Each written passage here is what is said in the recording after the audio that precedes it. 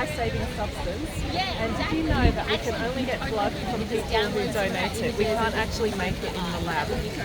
So my name is Dr. Rena Hirani, and I'm a Senior Research Fellow at Australian Red Cross Lifeblood.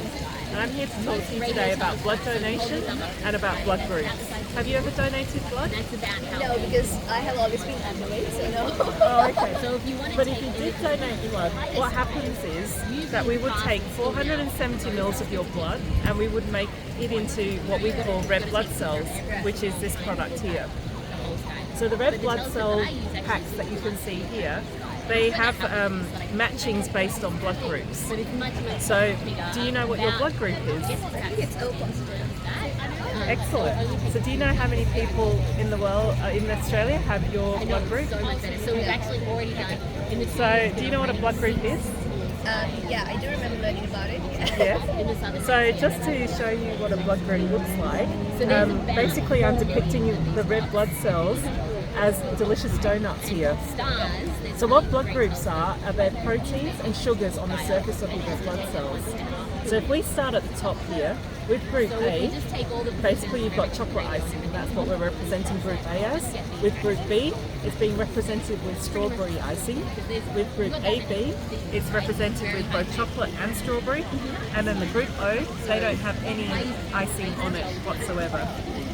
But as you mentioned, your group O positive, so that means you've got another protein on the surface of your red blood cells, which we're representing with sprinkles here. So you can have the same blood groups as I said before, but also with sprinkles. And in Australia, we actually didn't know how many people had all of these different blood groups.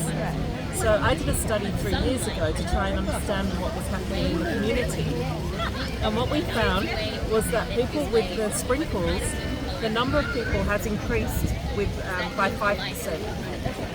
And that's really significant because when people get blood transfusion, the one that people like to use the most is group O negative, because as you can see, it has no sprinkles and no icing. So that means that blood group is compatible with everybody. However, if you are group AB, it means that you can receive blood from everybody, because you've got all the proteins and all the sugars and icing. But if we have less group O negative, then that becomes more challenging to collect in the community. So basically what we're doing is trying to understand what the different blood groups are and how they're changing in the community. And the reason that the blood groups are changing is because we are seeing people from different countries coming to Australia, and it's based on your genetic heritage what your blood group actually is. So group B and AB is more common in places like Southeast Asia, India, Middle East. So as we're seeing the changing population in Australia, we are seeing the changing blood groups. I know for a fact that O positive is very dominant in Sri Lanka.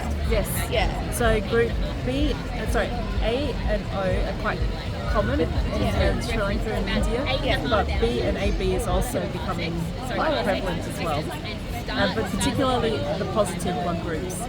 So that means that as we're seeing more people with the positive blood groups, maybe O positive will become the new fun group that everyone can use. But that's not all. So this is science, and it's not always that simple. There are actually 45 blood group systems with 360 different types of blood groups. And so your blood cells actually look like this.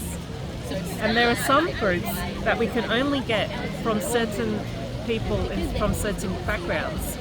So there are times when you're donating blood, we'll ask you what your genetic heritage is.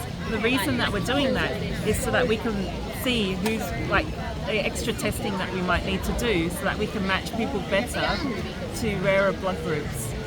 And so that's what we're here promoting today, that we ask for people who donate blood to provide their heritage so that we can understand more about their blood groups, and you never know whose type you could be. That's really interesting. Yeah. So when the blood groups changes over time, do you also expect to see some kind of like genetic similarity or something like that in future?